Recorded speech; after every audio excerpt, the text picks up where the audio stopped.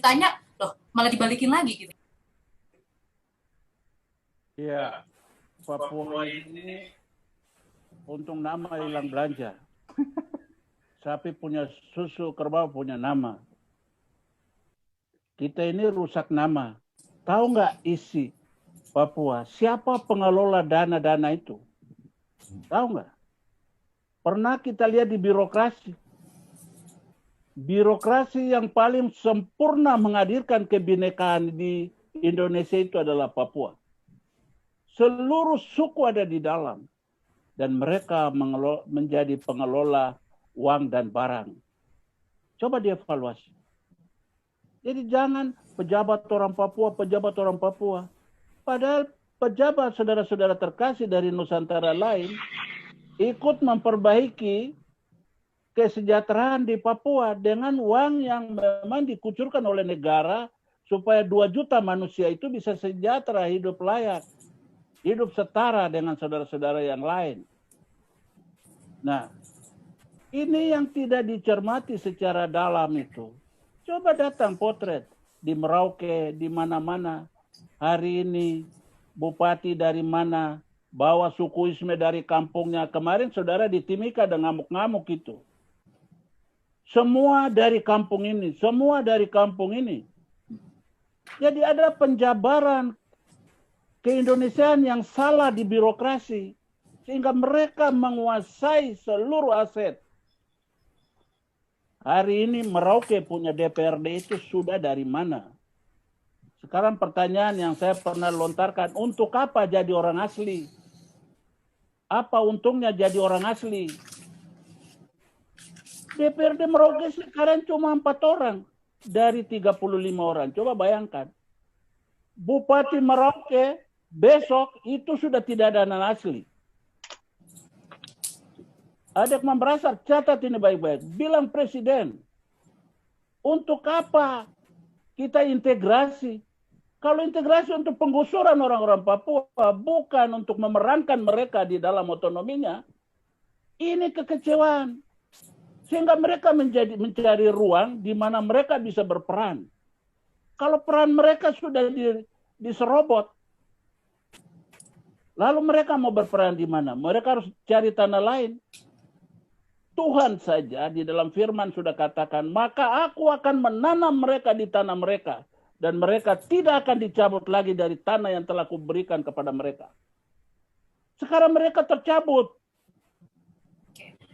Ya. Pak John, mohon maaf, saya potong. Dengan kata lain atau kalimat sederhananya adalah OSUS ini sebenarnya awalnya kan menjamin orang asli Papua yang jadi raja. Tapi justru kenyataannya tidak seperti itu. Iklannya begitu, 1 porsi nasi itu dimakan seluruh Nusantara. Birokrasi itu ada di dalam itu siapa? Memang semua itu orang Papua kan? Birokrasi itu kebinekaan. Papua menjamin konfigurasi kebinekaan secara konkret. Tapi sekarang malah terbalik. Dari mengalirnya demografi yang sangat luar biasa. Ini membuat di legislatif mereka tidak bisa terpilih. Bupati mereka besok tidak terpilih. Kalau pemerintah tidak melakukan proteksi dalam tanda petik, makna dari otonomi khusus, ya saya pikir wajar kalau mereka bilang, kita lebih baik cari kita tempat sendiri supaya kita bisa atur. Ada permainan apa Pak Jo di dalamnya? Mana? Di dalamnya ada apa? Ada permainan apa Pak di dalamnya Bang? Orang Papua ini kan korban dari sifat dasarnya terlalu baik. Orang Papua korban dari sifat dasarnya. Terima orang, tapi tidak tahu bahwa besok akan menjadi bumerang yang menyerang hak dia. Nah ini yang harus dibenahi, proporsinya harus diatur dengan baik gitu. Ya, kita minta itu, konkretnya itu, supaya besok bupati itu sudah orang asli, sudahlah. Kita tidak bisa jadi bupati di tempat lain. Ada yang merasa, kasih tahu itu Jokowi. Oke, Kak Edo. Keluarkan itu penegasan bahwa pemilu kali ini, kalau tidak mereka akan bersatu menolak otsus dan minta referendum. Ini bukan sebuah kesalahan, tapi realitas. Siapa yang menggusur orang Papua keluar dari Republik? Sistemnya saja kalau tidak menjamin bagaimana? Jadi yang membuat orang Papua minta keluar itu karena sistem. Tidak ada perhatian, tidak ada evaluasi, komposisi birokrasi ini seperti apa. Paniai yang kemarin bikin kejutan 100% anak Paniai. Karena apa? Dia mulai kawal dari seleksi. Yang luar tidak boleh seleksi. Memang sedikit diskriminatif. Tapi saya kira ini yang kita mau lihat ke depan mau seperti apa. Orang di dunia teriak Black Lives Matter. Orang Papua juga sekarang teriak Papua Lives Matter. Karena apa? Mereka minta kesetaraan. Kalau kesetaraan tidak ada, mereka akan cari kesetaraan. Nah, inilah salah satu bentuk supaya kita bisa setara dengan orang lain. Mari kita bikin, kita punya tempat sendiri gitu. Nah, ini banyak sekali masalah. Untung ada hari ini kita bicara. Terlalu Papua lautan masalah. Papua benang kusut yang siapa ahli mengurai benang kusut? Orang bisa bilang dia ahli Papua. Kita orang Papua sendiri aja belum bisa jadi ahli untuk dirinya sendiri kok. Jadi mari kita mulai gunakan mulut, kita gunakan hati, kita bicara persoalan-persoalan yang ada. Jadi jangan anggap kemarin juga ada hal-hal tertentu yang muncul bahwa ada teman-teman yang memang merasa iri gitu ya. Teman-teman merasa iri bahwa kenapa Otsus Papua, orang istimewanya apa? Saya hampir bilang, saudara, kita itu tidak pernah minta untuk gabung. Tetapi kalau ada hasrat bersama untuk hidup bersama, mari kita hormati itu. Karena jarak kita kesenjangan ini terlalu jauh. Karena apa? Yang ikut membuat kita tidak bisa maju adalah beban dari pulau lain yang datang ke Papua dan kita bagi bersama. Lalu porsi dia jadi kurang. Gitu. Kita bisa jadi juru atur dan juru bagi. Nah sekarang siapa yang jadi juru bagi yang baik? Kita miskin juru bagi gitu.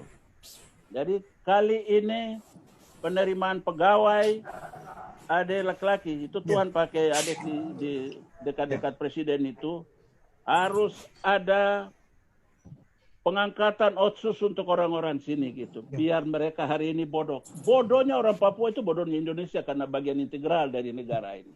Itu bagian integral dari kebodohan. Ya. Lalu yang kedua, bersihkan tenaga-tenaga honorer supaya jangan jadi beban bagi APBD gitu. Bersihkan itu. Lalu yang berikut, APDN kali ini sudahlah kader-kader Pamong Praja yang dulu di Osibah di Yoka itu dia bisa menghasilkan besyur dan polisi Indonesia karena bagian coba dipakai untuk angkat anak-anak APDN ke besok. Supaya dulu saya bikin 65 orang sepanjang sejarah APDN. Itu ada sejarah saya bikin, sampai saya bikin asrama khusus untuk Merauke. Dia bilang, aduh, daya tampung kurang. Tidak, saya sudah bawa uang. Saya sudah tahu nanti kamu jawab begini, jadi saya bawa uang sekian. Kamu bangun untuk darat. Sekarang ada asrama itu di sana. Jadi saya pikir hal sepele mau urus orang Papua itu sederhananya. Saya mau kasih tahu kuncinya.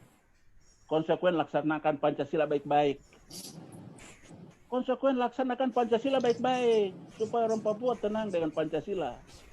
Yang kedua itu adalah lagu Indonesia Raya itu jangan cuma dinyanyi berdiri dan segala macam, tapi ada kalimat mujarab di situ yang kita tidak pernah gunakan. Nah, soal pendidikan, orang bisa bikin SMA taruna gitu. Lalu kita pun anak-anak, kemarin ada yang testing ini, mau masuk, ada sekolah tertentu, sekolah strategis di negara ini, dia dikalahkan karena harus terima dari SMA taruna gitu. Lalu kita pun anak-anak ini mau diterima di mana? Sorga juga tidak bisa terima dorang, neraka apalagi juga tolak. Kalau sorga dan neraka sudah tolak dorang, terima kemana? Jadi ini perlu keterbukaan hati kita semua untuk kita mengoreksi. Mungkin kita juga sama-sama menyumbang permasalahan yang sekarang menjadi kegagalan. Baik. Jadi itu saja yang saya mau tambah supaya hal-hal yang sekarang lagi berlangsung. Ada laki-laki kasih tahu Jokowi, so keluarkan perintah, bupati itu harus orang asli. Kita punya mahkota. Kenapa kita punya mahkota itu diambil seenaknya gitu? Memang di kampungnya orang kasih kita mahkota kan? Ini keterlaluan. Apakah integrasi tujuannya untuk itu? Integrasi itu tujuannya untuk memperkokoh ya kehidupan masyarakat Papua dalam satu kesatuan, kehidupan bermasyarakat, berbangsa dan negara. Jangan digusur. Kalau kamu gusur, bukan orang Papua yang meminta keluar. Kalian yang gusur dengan sikap-sikap yang intoleran. Terima kasih. Oke, silakan Kak Edo tanggapannya.